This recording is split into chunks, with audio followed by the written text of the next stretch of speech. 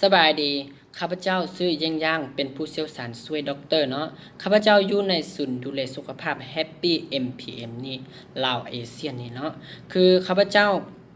มื้อนี้ข้าพเจ้าจะมาแนะนำสินค้าผลิตภัณฑ์ของพวกเรา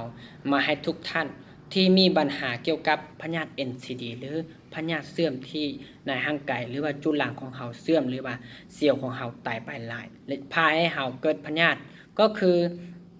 โพลีตีนตัวนี้จะสามารถช่วยให้ทุกคนหรือว่าให้คนเฮาหรือว่ามนุษย์เฮากลับมาเฮ็ดเวียกปกติหรือว่ากลับมา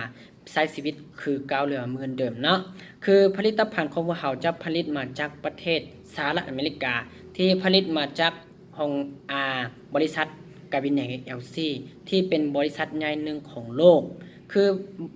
สินค้าของพวกเฮาหรือว่าโพลิตีนนี้จะมีตัวแทนจำหน่ายไปหลายกว่า50กว่าประเทศ6ทวีปทั่วโลกนี่แล้วและยาวนานกว่า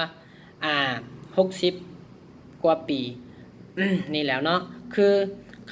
โพลิตีนของพวกเฮาจะได้ขึ้นเป็นทะเบียนเป็นนูทราซิติโคหรือว่าเป็นสารอาหารบำบัด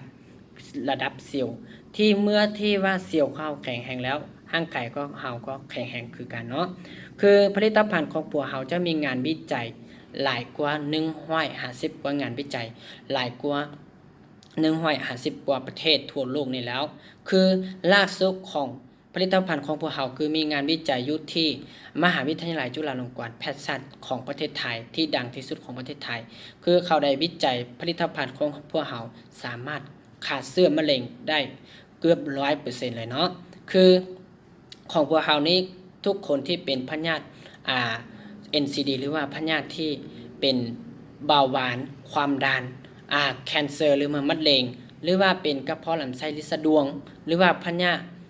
ตับแข็งหรือว่าปอดหรือว่าอัมพฤกษ์หรือว่าเป็นโรคสะเก็ดเงินหรือว่าเป็น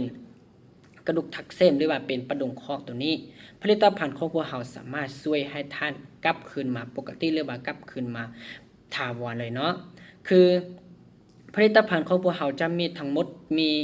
เป็น15กองหรือว่ามีทั้งหมดเป็น15ตัวแต่ละตัวจะเฮ็ดหน้าที่เกี่ยวกับการดูแลหรือว่าเป็นปูนี่เป็นตามอวัยวะของพวกเราหรือว่าอาจเป็นไปตามอวัยวะของมนุษย์ของเราเนาะคือถ้าท่านใดมีพยาธิสนใจติดต่อหรือว่าถามได้ตามที่เบอร์ตัวนี้ได้เลยเนาะคือผลิตภัณฑ์ของพวกเราจะเป็นผลิตภัณฑ์ที่ดูแลลงลึกถึงระดับเซลล์เมื่อเซลล์แข็งแรงแล้วร่างกายก็เฮาก็แข็งแรงคือกันเลยเนาะมื้อนี้ข้าพเจ้าจะมาเฮ็ดคลิปวิดีโอสั้นๆให้ทุกคนได้เบิ่งแล้วถ้าท่านใดมีพยาธิเกี่ยวกับพยาธิ NCD นี้สอบถามหรือว่าสั่งซื้อได้เลยเนาะสบายดี